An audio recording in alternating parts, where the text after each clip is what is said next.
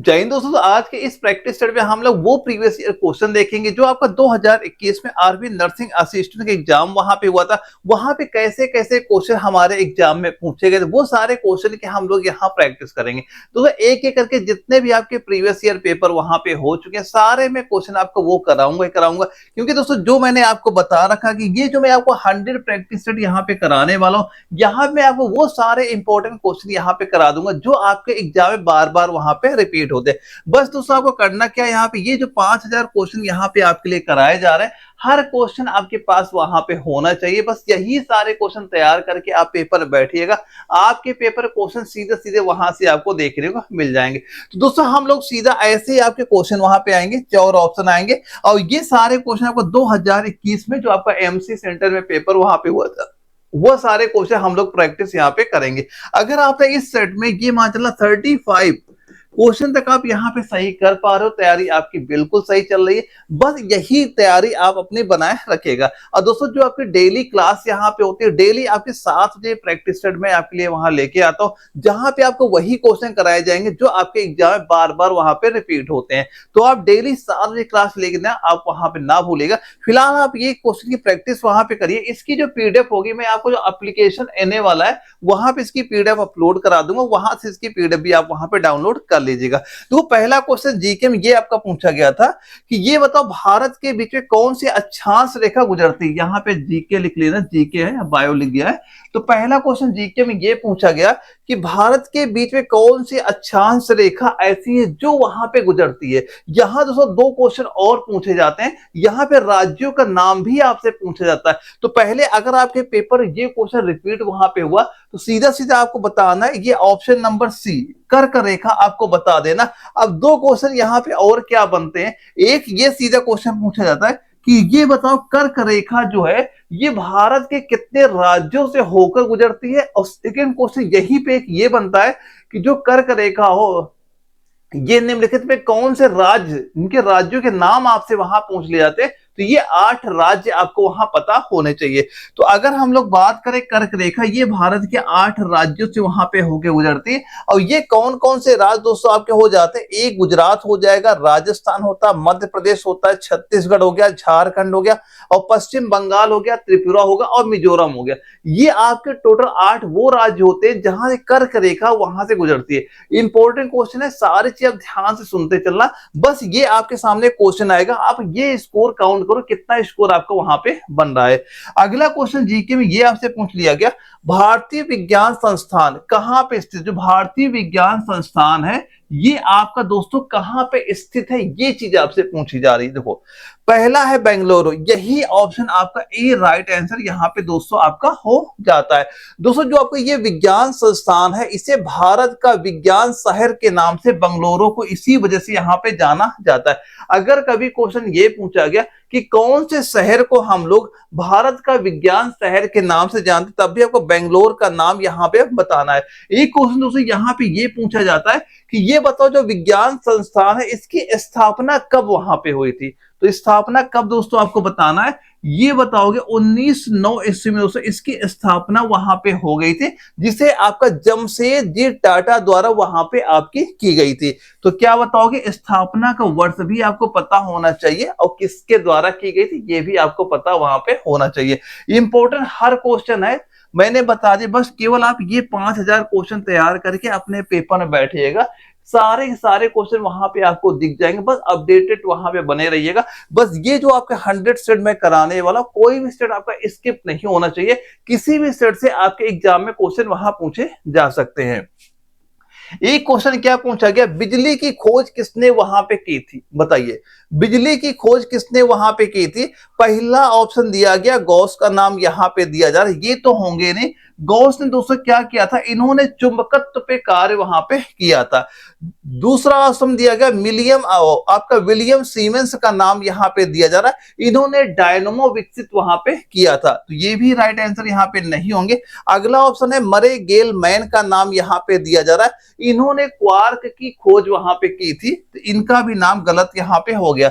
अगला option Faraday यहाँ पे दिया गया, ऑप्शन डी आपका राइट आंसर यहाँ पे हो जाता है। और कब इसकी खोज वहां पे की थी, एक चीज ये ध्यान रखना, माइकल फैराडे ने 1831 में विद्युत चुंबकीय प्रेरण की खोज वहां पे की थी। तो क्या बताओगे? फैराडे, ऑप्शन डी आपका राइट आंसर यहाँ पे हो जाता है। एक क्वेश्चन ये पूछा गया, निम्न में से कौन सा देश संयुक्त राष्ट्र संघ का सदस्य नहीं है? कौन सा देश ऐसा बताओ जो संयुक्त राष्ट्र संघ का सदस्य यहाँ पे नहीं है? पहला दोस्तों दिया गया अफगानिस्तान, यहाँ पे दिया गया भाई ये तो यूएन का पूर्ण सदस्य यहाँ पे हो जाता है, ये इस क्वेश्चन का राइट आंसर नहीं हो गया। ताइवान इसका बिल्कुल राइट आंसर यहाँ पे हो जाता है। दोस्तों हुआ क्या, जो आपका ताइवान था चीनी गणराज्य को ये 1971 ईस्वी में, क्या बताओगे, 1971 में आपका ये निकाल यहाँ पे आपका दिया गया था। तो ताइवान इसका राइट आंसर होगा। पूर्वी तिमोर भी आपका सदस्य हो जाएगा और आपका मैसेडोनिया भी सदस्य हो जाएगा। सिंपल सा आपको ताइवान यहाँ पे बताना है। दोस्तों यहाँ पे आपको ये पता चल रहा है कि जैसे जो आपका 2021 में एमसी सेंटर में जो पेपर क्वेश्चन आया कि पेपर का लेवल क्या रहता है, कैसे क्वेश्चन हमारे एग्जाम में पूछे जाते हैं, यही सेम लेवल आपके पेपर में भी वहां पे रहेगा। एक चीज ये भी ध्यान रखना, आपके एग्जाम ये सारे क्वेश्चन रिपीट बहुत ज्यादा वहां पे होते हैं, तो ये सारे क्वेश्चन आपके पास वहां पे हमेशा होने चाहिए। और ये सबके जो 100 प्रैक्टिस सेट यहाँ मैं कराने वाला हूँ, सारे आपकी पीडीएफ आपको एप्लीकेशन वहां पे देखने को मिल जाएगी। एप्लीकेशन पीडीएफ जरूर इनकी वहां पे डाउनलोड कर लीजिएगा। एक क्वेश्चन दोस्तों ये पूछा गया, किस देश का लिखित संविधान नहीं है? ये बताओ किस देश का लिखित संविधान आपका नहीं है? क्वेश्चन ध्यान से पढ़िएगा, क्या चीज आपसे पूछी जाइए। पहला ऑप्शन दिया गया आपका संयुक्त राज्य अमेरिका का नाम दिया गया, भाई इसका तो लिखित संविधान है यहाँ पे, वो क्योंकि 1787 में ये संविधान वहां पे आपका लिखा गया था। दूसरा ऑप्शन दोस्तों आपका चीन यहाँ पे दिया जा रहा है, तो चीन का जो संविधान था ये आपका 1982 में दोस्तों आपका लागू हो ही गया था। तीसरा है यूनाइटेड किंगडम, दोस्तों आपका जो दिया गया ये आपका बिल्कुल राइट आंसर यहाँ पे हो जाता है। जैसे कि आपका एक यूनाइटेड किंगडम हो गया, इसके बाद न्यूजीलैंड हो गया, ऐसे आपका इजराइल हो गया, ये ऐसे देश है जहां पे इनका लिखित संविधान किसी का वहां पे नहीं है। अगला दोस्तों फ्रांस यहाँ पे दिया जा रहा है, इसका भी 1958 को आपका संविधान वहां पे लिखा गया था। तो क्या बताओगे? यूनाइटेड किंगडम आपका राइट आंसर यहाँ पे हो जाता है। अगर हम यहाँ पे अगले क्वेश्चन की बात करें, ये बताओ सौर मंडल का सबसे बड़े ग्रह का नाम दोस्तों बता दो। वैसे इसका आंसर सारे बच्चे यहाँ पे ऑलरेडी दे, देखो यहाँ पे कई सारे बच्चे कमेंट यहाँ पे कर, देखो मैं यहाँ पे कमेंट सारे बच्चों के नहीं ले पाऊंगा।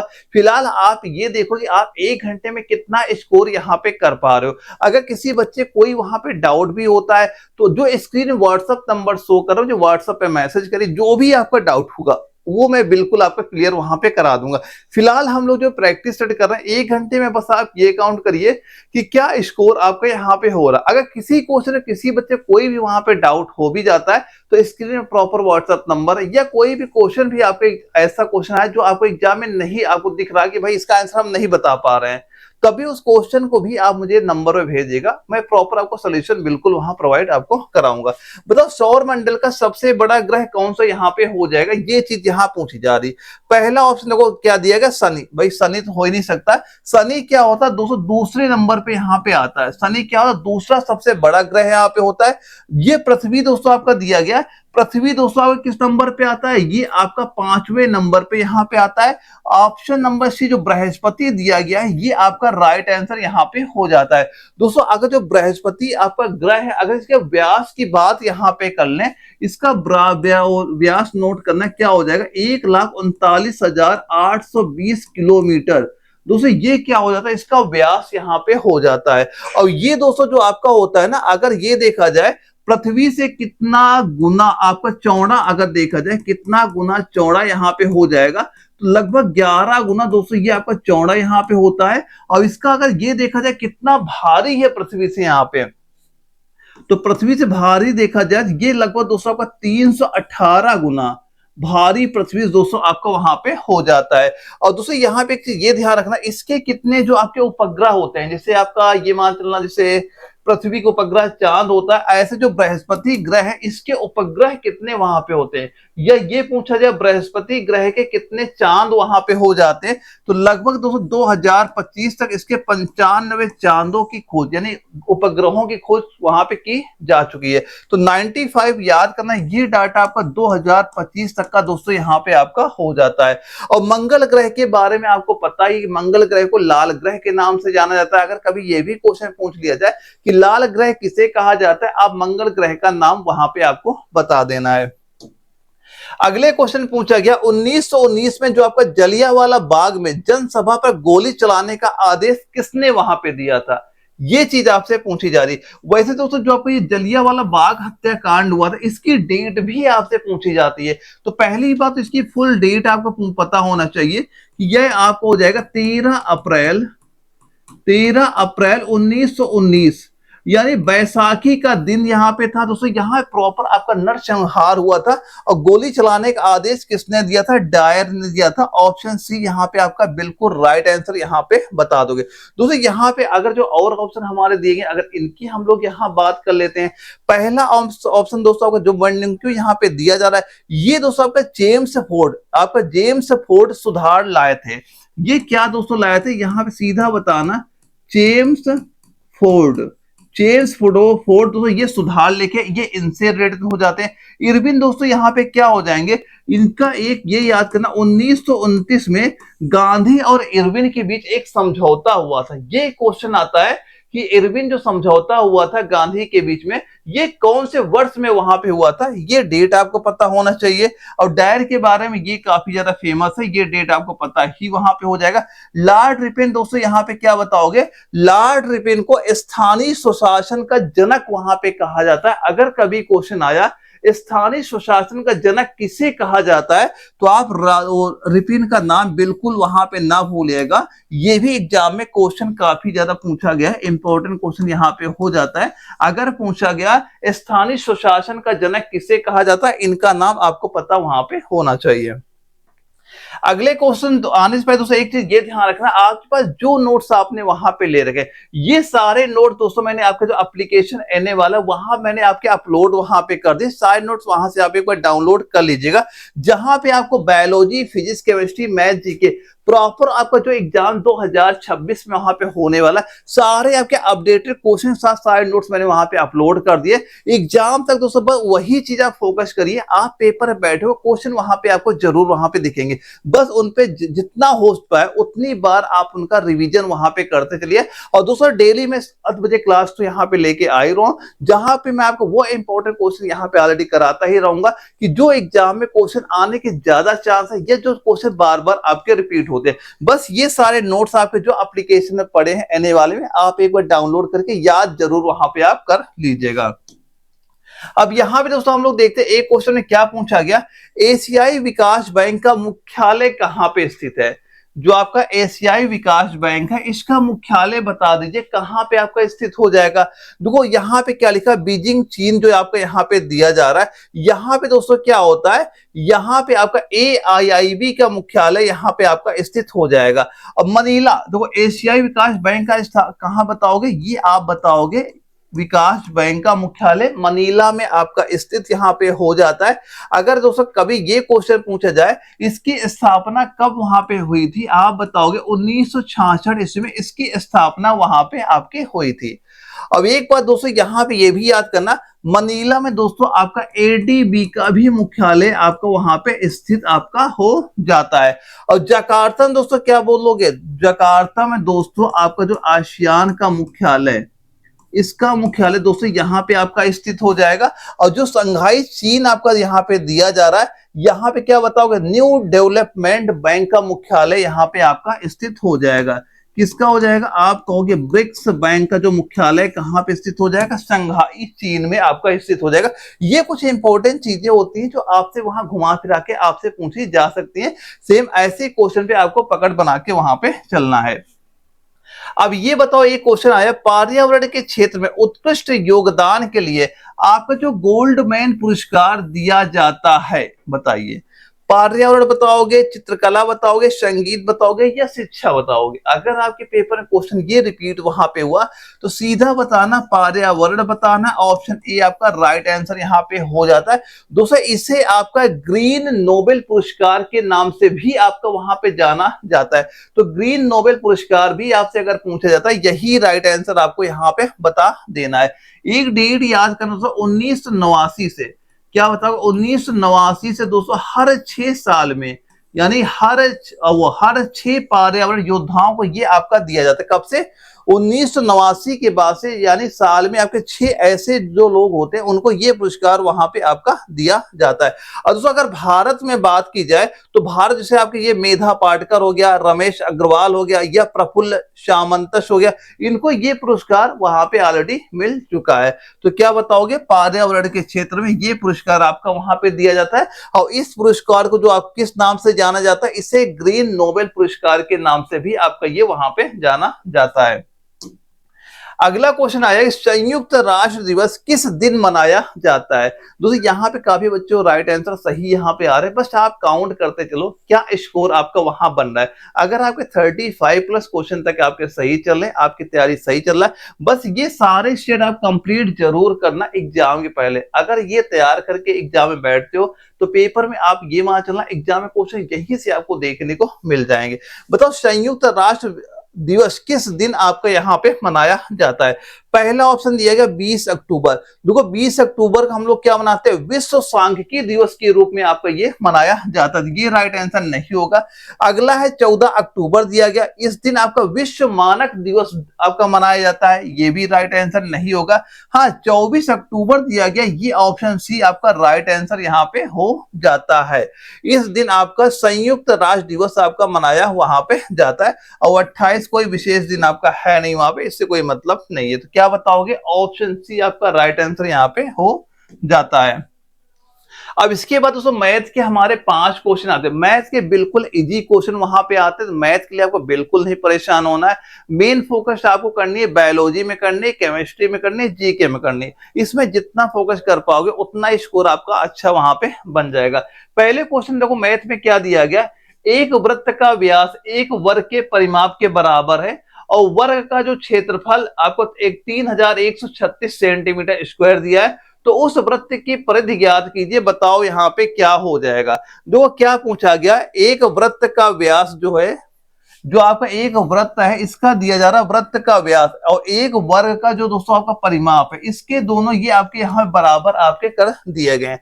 अब यहाँ बोला जा रहा है वर्ग का जो क्षेत्रफल है, हमें पता है वर्ग का क्षेत्रफल क्या होता है, भुजा स्क्वायर यहाँ पे होता है, ये बराबर आपका दिया गया 3136 दोस्तों यहाँ पे दिया गया। अब ये बताओ भुजा क्या हो जाएगा, इसका वर्गमूल आप निकालोगे, 3136 का वर्गमूल निकालोगे दोस्तों, ये निकल के आ गया 56 यहाँ पे निकल के आ गया। अब ये बताओ उस वृत्त की परिधि बता दो। दोस्तों वृत्त की परिधि का फार्मूला होता है 2 पाई r यहाँ पे होता है। इसके लिए हमें कम से कम इसकी जो त्रिज्या है ये यहाँ पे हमें पता होनी चाहिए। तो त्रिज्या अब हम लोग कैसे निकालेंगे, तो क्या दिया गया है, वर्ग का जो क्षेत्रफल सेंटीमीटर है और ये परिमाप के बराबर है, और वर्ग का क्षेत्रफल इतना यहाँ पे दिया गया, उस वृत्त की परिधि बताओ।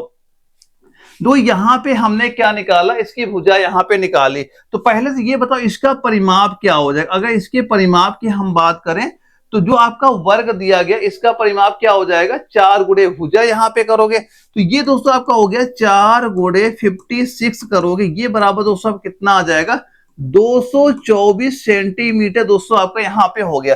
अब देखो ये अगर जो ये भुजाएं दी गई हैं, अगर इसी भुजा को आप वृत्त के रूप में आप ऐसे वहां बना देते हो तो ये आपका जो इसका परिमाप इसके बराबर ही तो दोस्तों आपका हो जाएगा। ये आपका जो 224 इसके बराबर दोस्तों यहाँ पे आपका हो जाएगा। हमसे पूछा क्या गया, इसकी परिधि आप बताइए वहां पे क्या आपकी हो जाती है। अब यहाँ पे सबसे पहले बताओ इसका व्यास कितना हो जाएगा। जैसे ये आपका हो गया, ये भुजा ये हो गई, ये भुजा ये भुजा, ये सारे भुजाएं यहाँ पे आपकी हो गई। अब यहाँ पे ये बताओ वृत्त का व्यास, व्यास क्या आपका हो जाएगा। सबसे पहले वृत्त का व्यास यहाँ पे निकाल लो। तो वृत्त की दोस्तों जो व्यास होगा ना इसके बराबर यहाँ पे सिंपल सा आपका हो जाएगा। तो हमें पता हो जाएगा कि जो आपका वृत्त का व्यास है, ये वृत्त का व्यास क्या हो गया, आप कहोगे 224 सेंटीमीटर यहाँ पे हो गया। अब ये अगर वृत्त का व्यास 224 हो गया है तो ये बताओ इसकी त्रिज्या क्या हो जाती है। तो त्रिज्या का हमें पता है व्यास का आधा वहां पे हो जाता है, तो त्रिज्या का सिंपल सा आप यहाँ पे बता दोगे 224 का आधा यहाँ पे दोस्तों कितना हो जाएगा, 112 सेंटीमीटर आपका यहाँ पे हो गया। अब जब आपने इसकी त्रिज्या यहाँ पे निकाली तो त्रिज्या का मान सिंपल से यहाँ पे आप रख दो, तो यहाँ से क्या निकालोगे, वृत्त की परिधि निकाल लोगे। तो कैसे निकालोगे, 2 गुणे पाई का मान रखोगे 22/7 रख दो, और आर त्रिज्या का मान 112 यहाँ पे दोस्तों आपका दिया जा रहा है। अब इसको सॉल्व करिए, कितना दोस्तों आपका आ जाएगा, ये बताओगे 704 सेंटीमीटर दोस्तों यहाँ पे आ जाएगा। इसको सॉल्व किया कितना आ गया, 704 सेंटीमीटर हो गया। तो सिंपल से हम लोग क्या कहेंगे, ऑप्शन नंबर बी आपका राइट आंसर यहाँ पे हो जाता है। बस क्वेश्चन की स्क्रीनशॉट एक बार लीजिएगा, इसकी प्रैक्टिस करिए कैसे इसके आंसर आप यहाँ पे निकाल सकते हो, और ऐसे क्वेश्चन ही आपके पेपर में वहां पे देखने को मिलेंगे। अगला सवाल में क्या पूछा गया, 60 का 20% बताइए क्या यहाँ पे हो जाता है। सिंपल से 60 लिखोगे, पूछा क्या गया इसका 20%, 20 बटे आप यहाँ पे क्या कर दोगे, 100 कर दोगे। ये 2 0 सीधा सीधा काट दोगे, 6 दूनी 12 आपको यहाँ पे आ जाएगा। तो ऑप्शन नंबर सी सीधा सीधा क्या हो जाएगा, आपका राइट आंसर यहाँ पे हो गया। सिंपल से बोला गया 60 का 20% बताइए कितना यहाँ पे हो जाता है। तो वो मैंने कहा जो मैथ होगी बिल्कुल नॉर्मल आएगी, मेन फोकस आपको बायोलॉजी, केमिस्ट्री और जीके में वहां पे कर लेनी है। अब इसकी में जो आपने नोट्स वहां पे ले रखे हैं बस वही तैयार करके एग्जाम में बैठेगा, एग्जाम में क्वेश्चन वहां पे आपको बिल्कुल वहां पे दिख जाएंगे। एक क्वेश्चन पूछा गया, यदि एक टीवी 16,756 रुपए में बेचा जाए तो 18% का लाभ होता है, तो टीवी का क्रय मूल्य बता दो क्या हो जाएगा। देखो एक रेट क्या होता है, ये हमने माना क्रय मूल्य हो गया, ये हमारा विक्रय मूल्य सेलिंग प्राइस दोस्तों यहाँ पे हो गया। क्रय मूल्य हम मान चलते हैं आपका ये 100 यहाँ पे दिया गया। अब अगर 100 रुपए कोई सामान थी, अगर हमें क्या लेना 18% का लाभ लेना, कितना का बेच रहे हैं, हम बेच रहे हैं 118 का। अब यहाँ पे क्या चीज बताई जा रही है कि ये जो दोस्तों आपका 118 रुपए है, इसका मान कितना आपको दे दिया गया, ये 16,756, 16,756 ये मान यहाँ पे दिया गया। अब इसका मान पूछा जा रहा है, बताओ 100 बराबर यहाँ पे कितना हो जाएगा। तो अगर 118 बराबर इतने के दिया जा रहा है तो एक बराबर क्या हो जाएगा, वो होगा 16,756 बटे 118। मान किसका पूछा गया, 100 का मान पूछा जा रहा है। तो यहाँ पे हम कह सकते हैं क्रय मूल्य बराबर क्या हो जाएगा, 16,756 बटे 118 और गुड़े 200 आप यहाँ पे 100 आप कर दोगे। इसे सॉल्व करो, आपका राइट आंसर कितना आ जाएगा, 14,200 रुपए दोस्तों आपको यहाँ पे आ जाएगा। तो हम ये कह सकते हैं क्रय मूल्य कितना हो गया, 14,200 रुपए हो जाएगा। यानी ऑप्शन नंबर ये डी आपका यहाँ पे दिया गया, ये बिल्कुल राइट आंसर हो जाता है। बस कैलकुलेशन आपकी अच्छी होनी चाहिए, आप जो सवाल होंगे बड़ी आसानी से उनके आंसर वहां पे दे पाएंगे। अगला सवाल देखते हैं क्या दिया जा रहा है। एक व्यक्ति 12 किलोमीटर प्रति घंटा की चाल से एक दूरी आपका ये 48 मिनट में तय करता है। अब यदि वह अपनी चाल 16 किलोमीटर प्रति घंटा कर दे तो वह उसी दूरी को कितने समय में तय वहां पे करेगा। दोस्तों हमें एक बराबर क्या पता है, जो आपका चाल बराबर होता है ये आपका दूरी बटे समय यहाँ पे आपका हो जाता है। तो सबसे पहले तो हम ये निकाल लेते आखिर हमें कितनी दूरी वहां पे तय करनी है। तो दूरी बराबर क्या हो जाएगा, आपका डिस्टेंस बराबर हो जाएगा चाल गुणे समय। चाल कितनी आपकी दी गई, 12 किलोमीटर प्रति घंटा। देखो यहाँ पे क्या है 12 किलोमीटर प्रति घंटा, लेकिन ये आपका किसमें है, मिनट में। तो जो आपका मिनट में, पहले इसे हम बदल लेते हैं घंटे में। तो यहाँ पे क्या दिया जाएगा, जो आपका 48 मिनट है, घंटे में क्या करोगे 60 से भाग कर दोगे। ये दोस्तों क्या निकल के आ गई, ये हमें कुल दूरी यहाँ पता हो गई। अब सवाल में क्या बोला जा रहा है, यदि वह अपनी चाल 16 किलोमीटर प्रति घंटा कर दे, जो ये 12 चाल थी बढ़ा के कितना कर दे 16, अब कितना टाइम लगेगा ये हमसे पूछा जा रहा है। तो समय बराबर दोस्तों क्या हो जाएगा, ये होगा दूरी बटे चाल, दूरी बटे आपके हो जाएगा चाल। दूरी मैंने अभी आपको बता दी, दूरी कितनी हो गई हमारी, ये आपकी हो गई 12 गुणे 48, दोस्तों यहाँ पे कर दो, बटे क्या हो गई ये 60 हो गई। अब बटे चाल क्या हो गई, चाल कह रहे हो आपने, हमने 16 वहां पे कर दिया।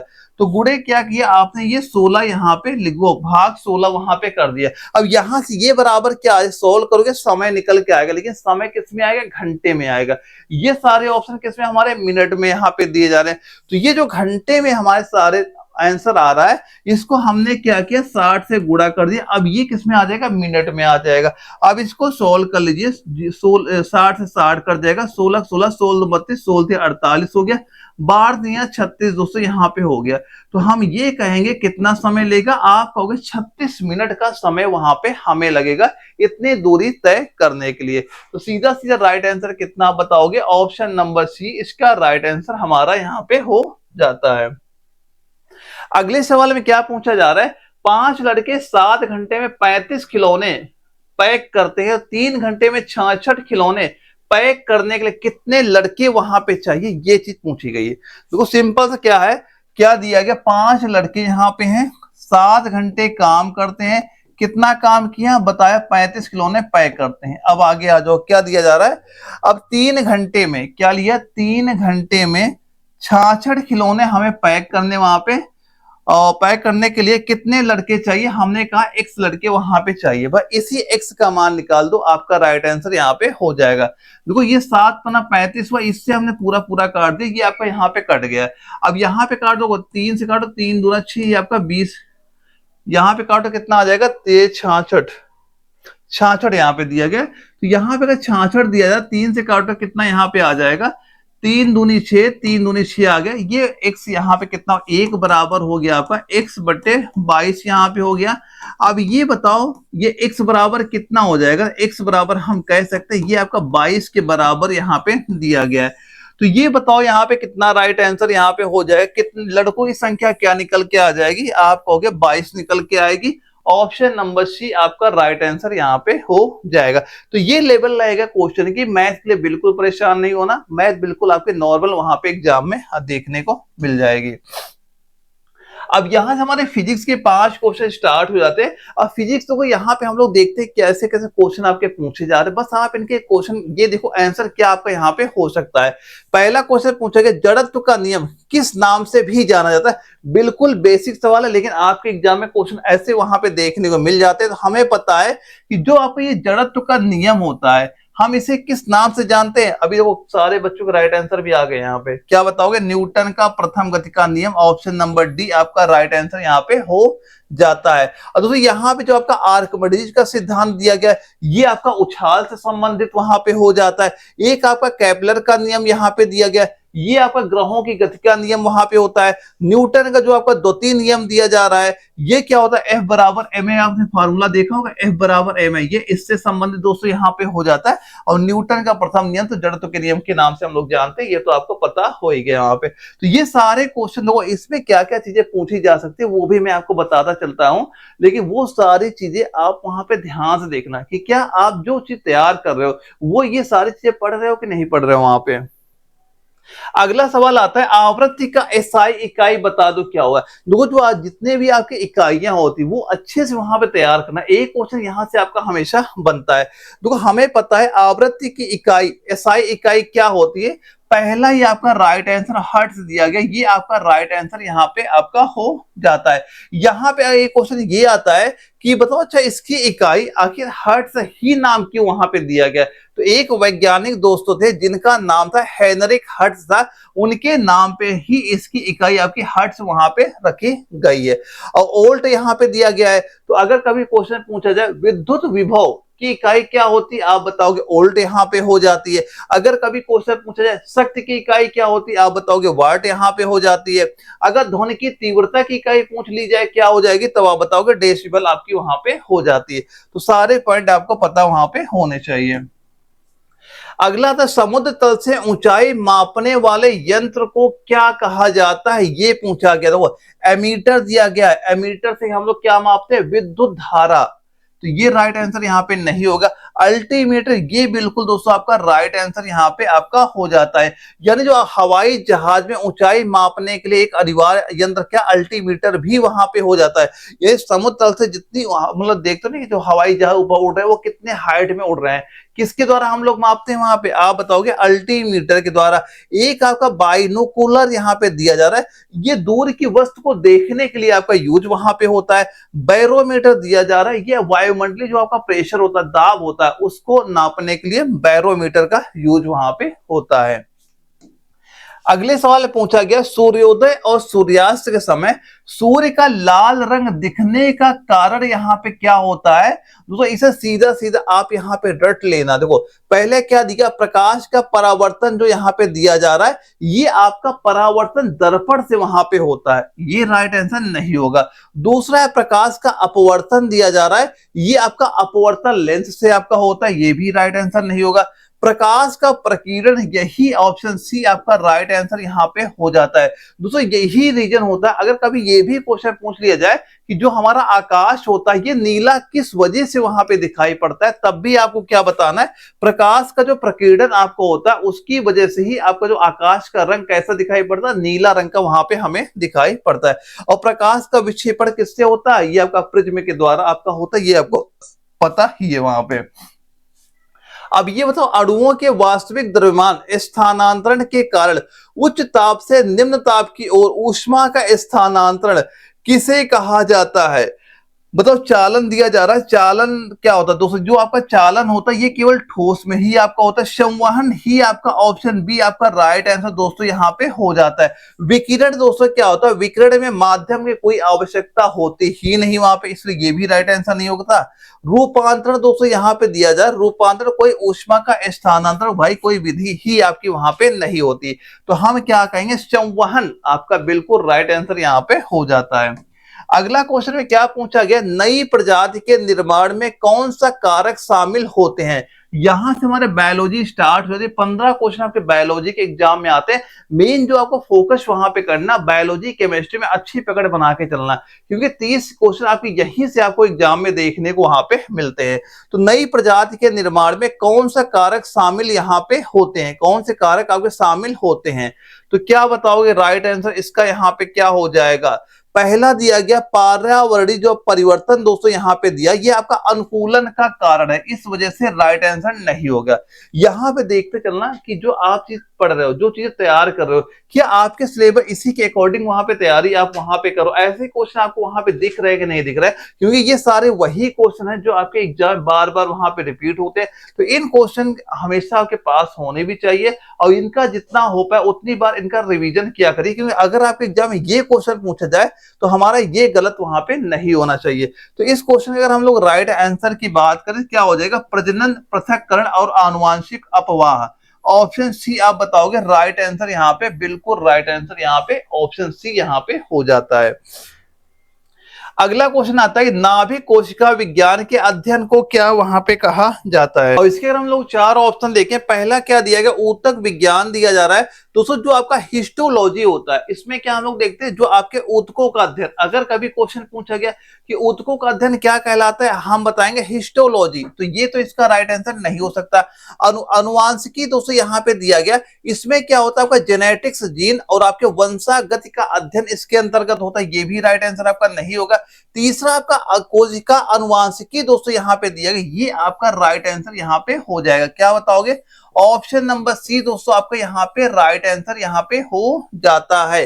और ये जो आपका यहाँ पे आपका दिया गया आकार विज्ञान दिया जा रहा है दोस्तों, इसमें आपका मार्फोलॉजी जो आपका बाहरी भाग का अध्ययन होता है, ये आपका आकार का अध्ययन किसमें आपका होता है, आप बताओगे मार्फोलॉजी के अंतर्गत आकार का आपका अध्ययन वहां पे होता है। तो हमारा राइट आंसर क्या हो जाएगा, ऑप्शन नंबर सी आपका हो जाएगा।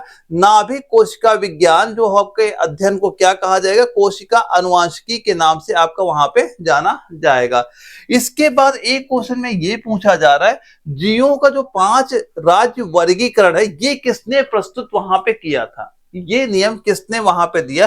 तो पहला ऑप्शन है आपका अरस्तु यहाँ पे दिया जा रहा है। तो अरस्तु ने दोस्तों आपने क्या दिया था, इन्होंने दिया था 2 राज्य यानी पादप और जंत 2 भागों में डिवाइड किया था, तो ये इनके राइट आंसर नहीं होंगे।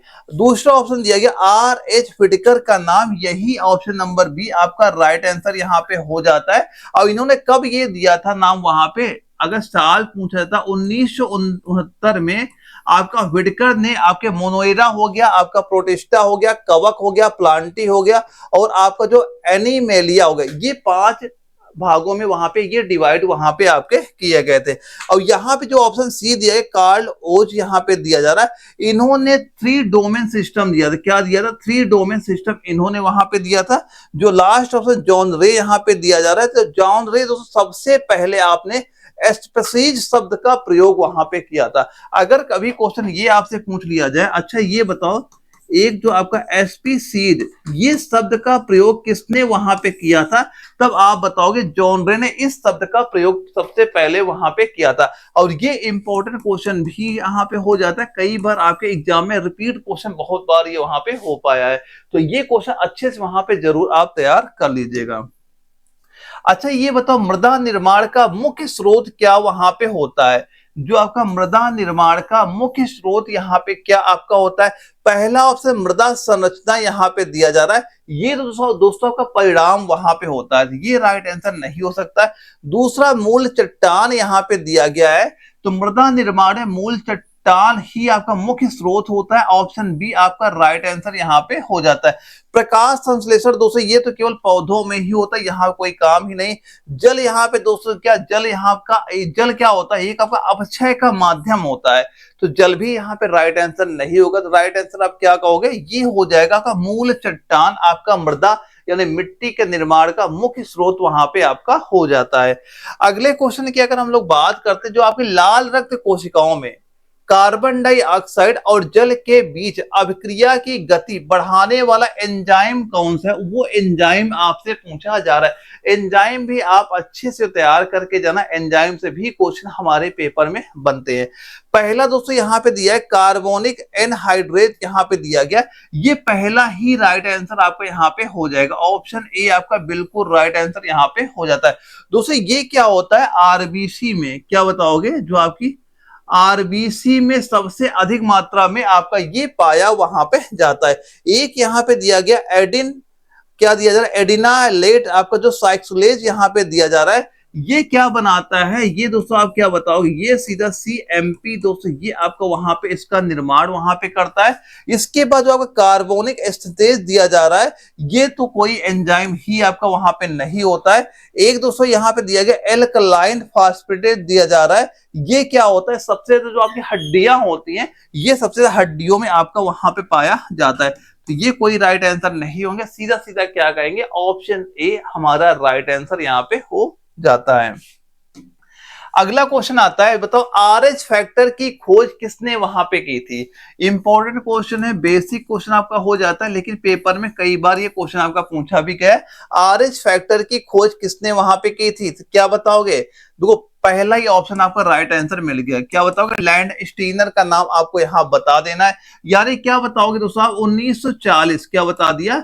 1940 में रिचर्ड बंदर में आरएच फैक्टर की खोज की थी। कौन से वैज्ञानिक ने की थी? लैंड स्टीनर ने वहां पे की थी, ये चीज आपको पता वहां पे होना चाहिए।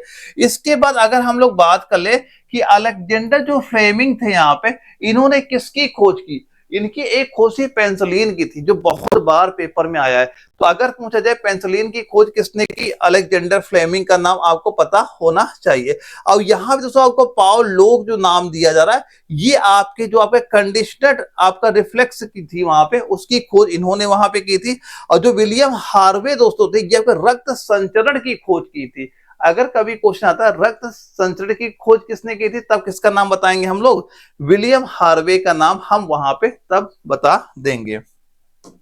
अगला सिंपल सा क्वेश्चन हमारा आता है, जो कंकाली पेशियों की मूल विशेषता क्या होती है? जो कंकाली पेशियां यहाँ पे होती हैं कि मूल विशेषता क्या वहां पे होती है? दोस्तों ये सारे क्वेश्चन अच्छे से आप प्रैक्टिस वहां पे करते चलना, क्योंकि आपके एग्जाम में प्रीवियस ईयर जो क्वेश्चन रिपीट बहुत ज्यादा होते हैं। तो जो क्वेश्चन जैसे आप ये कराए जा रहे हैं, तो डेली 7 बजे क्लास जरूर लिया करिएगा, और सारे क्वेश्चन अपडेटेड ही आपको यहाँ मिलेंगे, और अच्छे से इनकी प्रैक्टिस आप करते चलिएगा। तो बताओ कंकाली पेशियों की मूल विशेषता यहाँ पे दोस्तों क्या आपकी होती है? पहला दिया गया अनैच्छिक आपका संकुचन यहाँ पे दिया जा रहा है। दूसरा ये क्या होती है आपकी, ये आपकी चिकनी होती है, ये राइट आंसर नहीं हो सकता। दूसरा दिया गया धारीदार, हाँ ये आपका बिल्कुल ऑप्शन बी यहाँ पे राइट आंसर क्या बताओगे, बी यहाँ पे हो जाता है। दोस्तों जो आपकी चिकनी सतह दिया जा रहा है ये आपकी क्या होती है, आंतों में होती, कहां पे, आंतों में होती, ये भी राइट आंसर नहीं होगा। और चौथा क्या, अंतःस्टेडो डिस्क के उपास्थि यहाँ पे दी जा रही, ये आपकी हृदय पेशी यहाँ पे होती है, ये भी राइट आंसर नहीं होगा। तो क्या बताएंगे, धारीदार आकार हमारा राइट आंसर इस क्वेश्चन के यहाँ पे हो जाता है। अगला क्वेश्चन आता है, मनुष्य में आपका जो जेरोफेथिलिज्म किस विटामिन की कमी से यहाँ पे आपका होता है, कौन से विटामिन से कमी से होगा।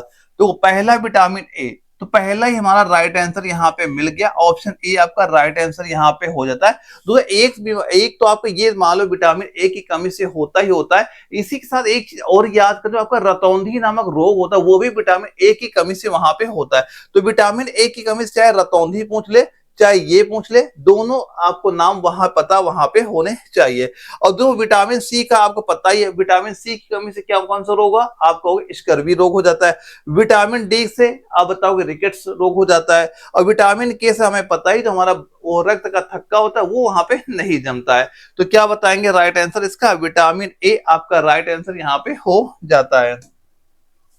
अब ये बताओ, यहां पे दिया गया एक्थियोलॉजी प्राणी विज्ञान की वह शाखा है जो किसके अध्ययन से संबंधित यहां पे आपका हो जाता है।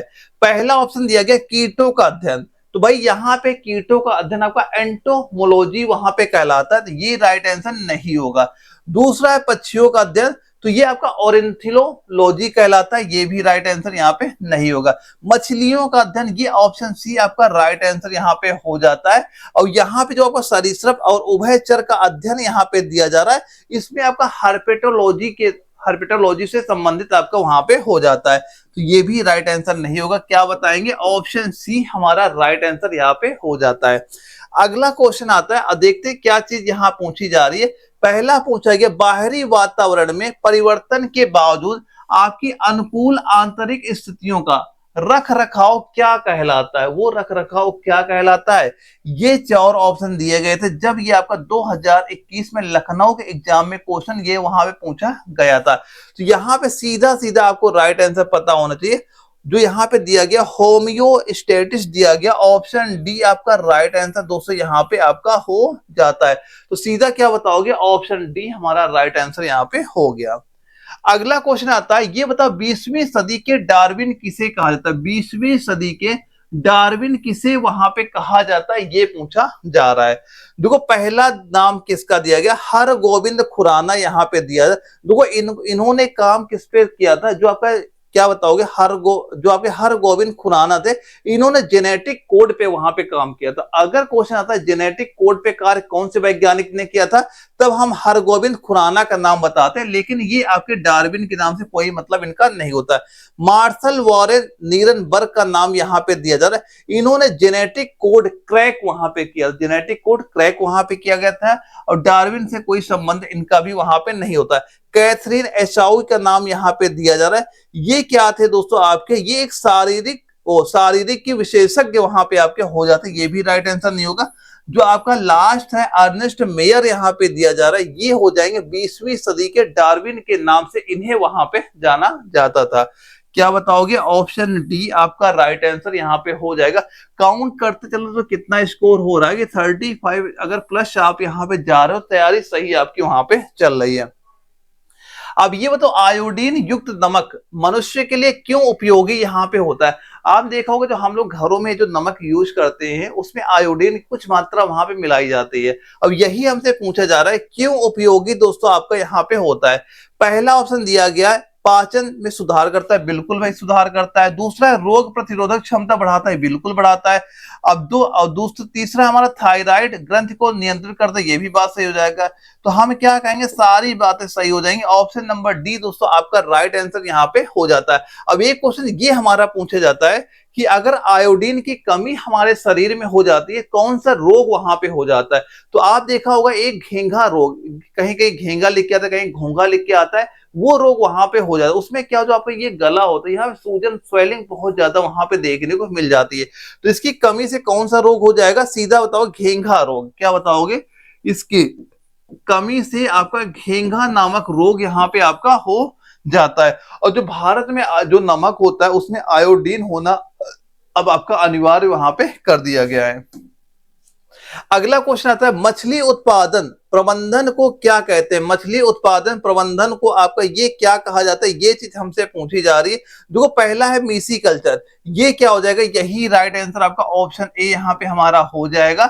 और जो आपका एक्स वाक कल्चर यहाँ पे दिया जा रहा है, ये सभी जीवों का पालन से संबंधित वहां पे आपका हो जाता है। और जो आपका सेरी कल्चर दिया गया, जो आपका रेशम के कीट होते हैं, कभी क्वेश्चन आए रेशम के कीट का पालन क्या कहलाता है? सेरी कल्चर आप वहां बताते हैं। एपी कल्चर क्या होगा? जो आपके मधुमक्खियों का पालन होता है वो क्या कहलाता है? वो आपका एपी कल्चर वहां पे कहलाता है। ये दोनों हमारे राइट आंसर कोई नहीं होगा।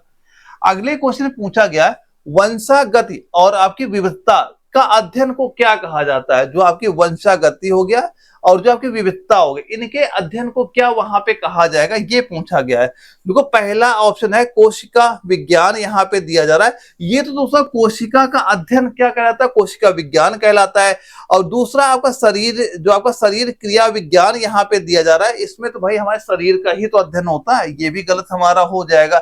और विकास क्या हो दोस्तों? आप विकास प्रजातियों के परिवर्तन के अध्ययन को वहां पे कहा जाता है, ये भी राइट आंसर नहीं होगा। अनुवांशिकी दोस्तों ऑप्शन नंबर डी आपका राइट आंसर हो जाता है। और दोस्तों जो आपका ग्रेगर मेंडल को अनुवांशिकी का जनक वहां पे कहा जाता है। तो अगर कभी भी क्वेश्चन आपसे पूछा जाए अनुवांशिकी का जनक किसे कहा जाता है, ग्रेगर का नाम आपको बिल्कुल पता होना चाहिए। वहां से एग्जाम में क्वेश्चन आपके पूछे जाते हैं कि नाम याद रखिएगा ग्रेगर मंडल, ये बहुत इंपॉर्टेंट वहां पे हो जाता है।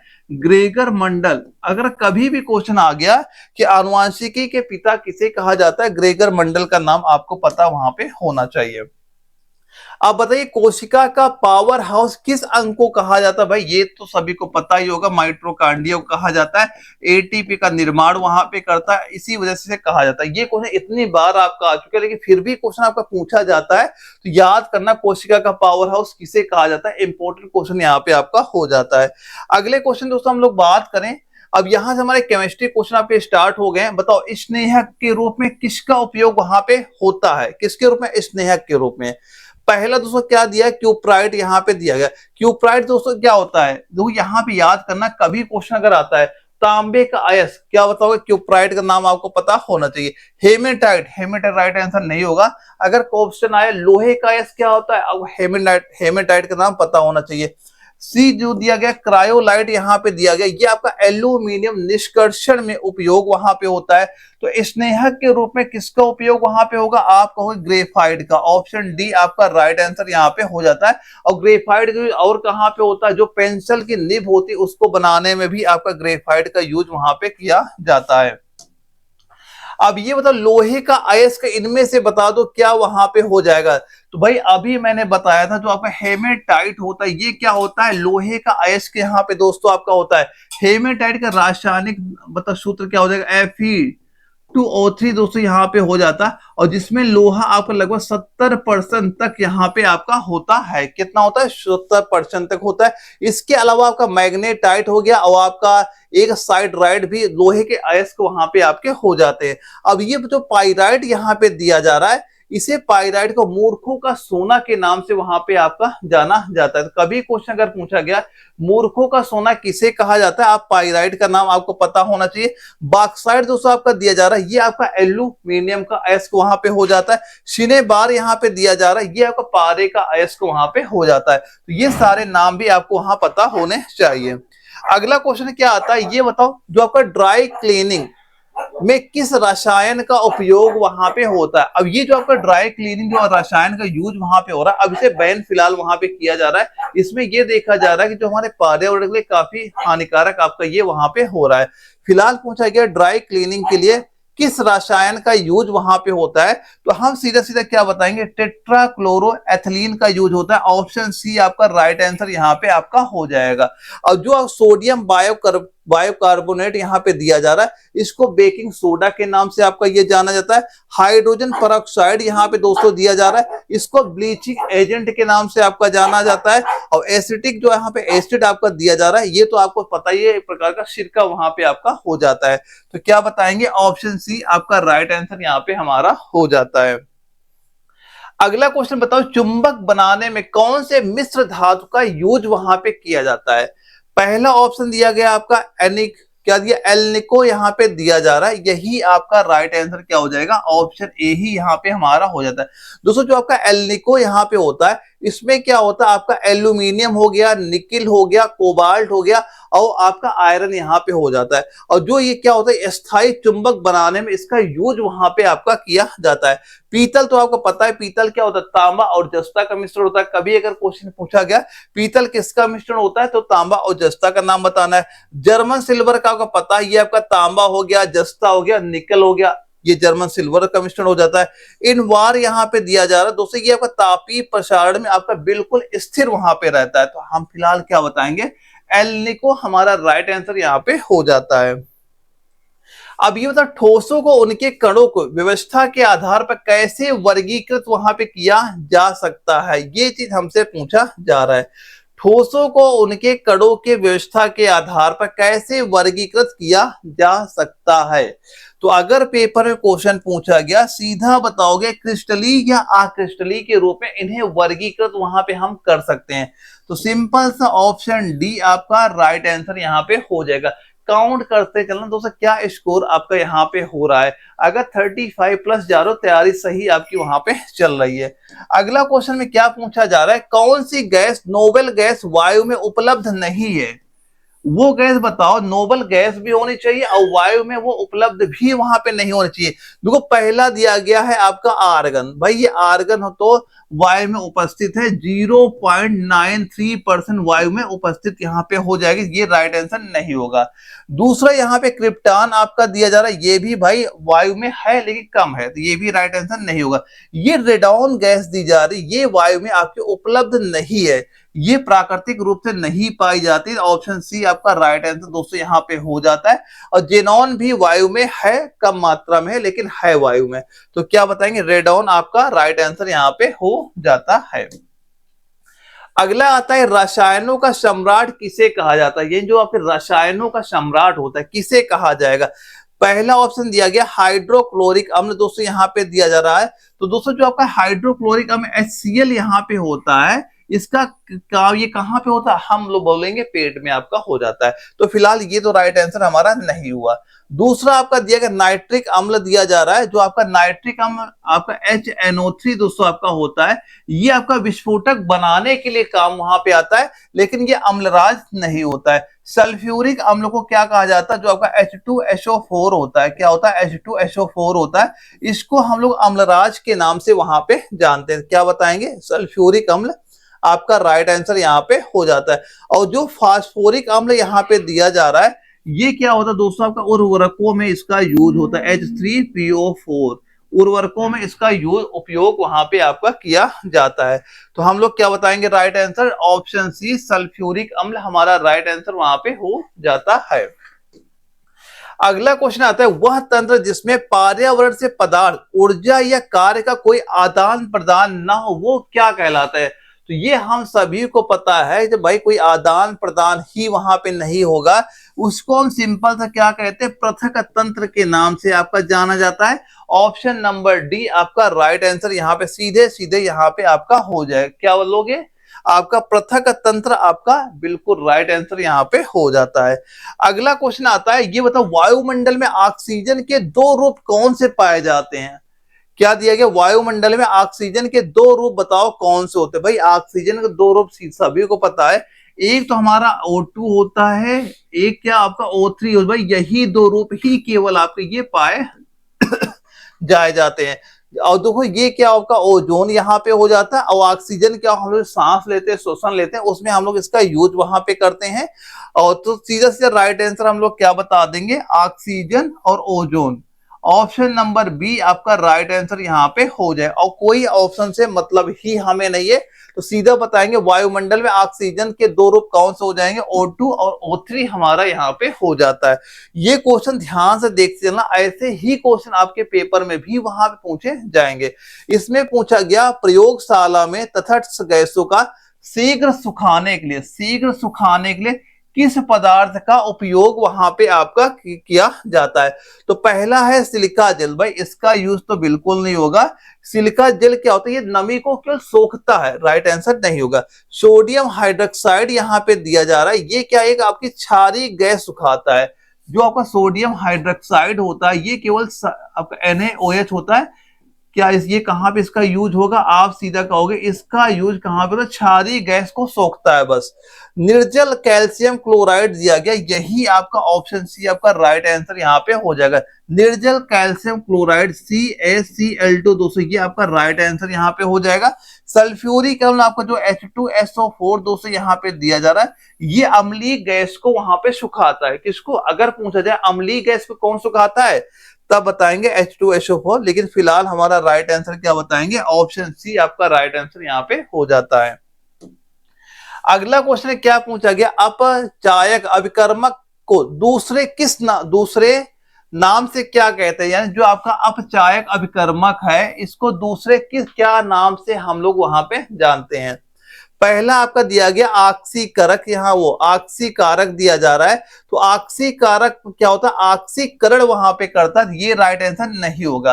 अपचायक अभिकर्मक का दूसरा नाम हम लोग सीधा क्या बोलते हैं? अपचायक ही बोला जाता है, यानी अपचायक अभिकर्मक बोल दें या केवल आपका अपचायक ही बोल दें, यही आपका राइट आंसर दोस्तों यहाँ पे हो जाएगा। ऑप्शन सी आपका राइट आंसर इसका यहाँ पे हो जाएगा, ये याद रखिएगा वहां पे। इसके बाद अगर हम लोग देखते हैं कि आपका अगला क्वेश्चन क्या है? जल में तैरने की क्रिया किस नियम से संभव है? जल में तैरने की दोस्तों जो अभी क्रिया होती है ये किसके नियम, कौन से नियम से संबंधित वहां पे होती है? तो एक नियम आपने देखा होगा कि जो आपका आर्किमिडीज का सिद्धांत था, वहां पे उन्होंने क्या कहा था? कोई वस्तु जल में तभी तैर सकती वहां पे कि जब उसके द्वारा हटाया गया जल का भार उसके भार से वहां पे अधिक हो, तभी वो वस्तु वहां पे तैर सकती है। तो ये किसका नियम था? हम सीधा बताएंगे आर्किमिडीज का सिद्धांत था। ऑप्शन ए आपका राइट आंसर यहाँ पे हो जाता है। जो आपका बायल का नियम इन्होंने क्या दिया था? इन्होंने गैस का नियम दिया था, यानी दो दाब और आयतन था, इन्होंने गैस का नियम वहां पे दिया था। एवोगैड्रो का नियम दोस्तों यहाँ पे क्या हो जाता है? एवोगैड्रो का नियम क्या? ये मोल संख्याओं से वहां पे आपका हो जाता है। चार्ल्स का नियम क्या था यहाँ पे? तो इन्होंने ताप और आयतन का एक जो नियम गैस का दिया था वो आपका चार्ल्स के नियम संबंधित हो जाता है। तो फिलहाल हम बताएंगे तैरने की जो क्रिया होती है कौन सा नियम है, किसका सिद्धांत है? आर्किमिडीज का सिद्धांत वहां पे हो जाता है।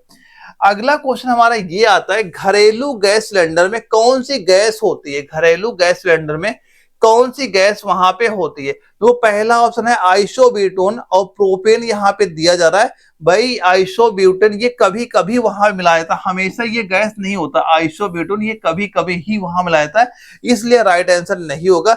ब्यूटेन और प्रोपेन, ऑप्शन बी आपका राइट आंसर यहाँ पे दोस्तों हो जाएगा। यानी जो आपका LPG गैस यहाँ पे आपकी होती है इसमें आपका ब्यूटेन और प्रोपेन ही वहां पे होते हैं।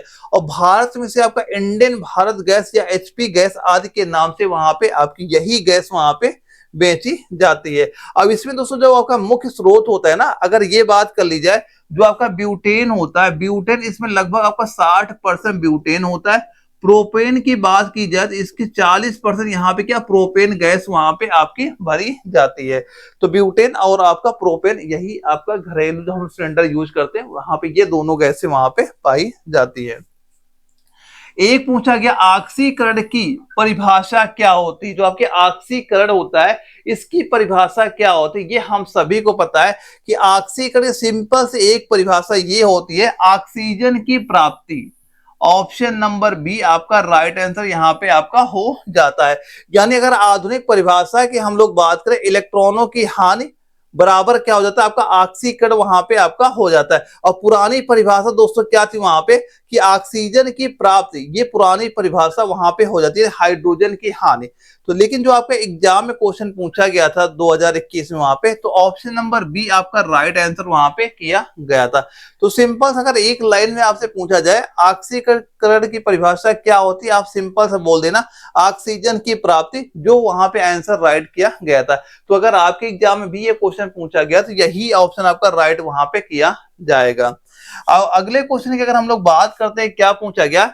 निम्न में से कौन सा कथन क्रिस्टलीय ठोस की विशेषताओं का सबसे अच्छा वर्णन करता है? निम्न में से कौन सा कथन क्रिस्टलीय ठोस की विशेषताओं का सबसे अच्छा वर्णन वहां पे करता है? तो क्या बताओगे यहाँ पे? चार ऑप्शन दिए गए, एक एक ऑप्शन आप सारे पढ़िए वहां पे। देखो ऑप्शन नंबर बी आपका यहाँ पे राइट आंसर हो जाएगा। क्या हो जाएगा? गर्म करने पे अचानक ठोस से द्रव में बदलता है। क्या होता है ये? गर्म करने पे अचानक ठोस से आपका द्रव में बदलता है। तो ऑप्शन नंबर बी यहाँ पे सीधा सीधा आप बताओगे राइट आंसर यहाँ पे हो जाता है। दोस्तों यहाँ बताना कितना आपका स्कोर यहाँ पे हुआ। आपने जो आपके 50 क्वेश्चन यहाँ पे कराए गए, कितने क्वेश्चन आपके सही हुए कमेंट बॉक्स दोस्तों सारे बच्चे जरूर बता के वहां पे जाइएगा। और किसी बच्चे का कोई वहां पे डाउट भी आपका होता है तो जो आपका व्हाट्सएप पे स्क्रीन नंबर शो ही कर रहा है, मुझे व्हाट्सएप पे आप मैसेज करें, जो भी आपका डाउट होगा मैं उसका सोल्यूशन बिल्कुल आपको प्रोवाइड वहां पे कराऊंगा। और दोस्तों यहाँ पे जो ये नोट्स आपने ले रखे हैं बस इसी को आप तैयार करिए। आप जब भी पेपर बैठो क्वेश्चन आपके पेपर में वहां पे दिखाई पड़ेंगे। जो आपका एप्लीकेशन आने वाला है सारे नोट्स वहां पे अपलोड कर दिएगा, आप वहां से डाउनलोड कर लीजिएगा और एग्जाम तक वही चीज तैयार करके पेपर बैठेगा, पेपर क्वेश्चन आपके जरूर वहां पे दिख जाएंगे। और किसी बच्चे कोई वहां पे डाउट भी होता है, आप जो स्क्रीन व्हाट्सएप नंबर शो कर रहा है मुझे व्हाट्सएप पे मैसेज करिएगा, जो भी आपका डाउट होगा मैं बिल्कुल आपका क्लियर वहां पे करा दूंगा। तो ओके दोस्तों, मिलते हैं एक अगली वीडियो में, तब तक के लिए जय हिंद।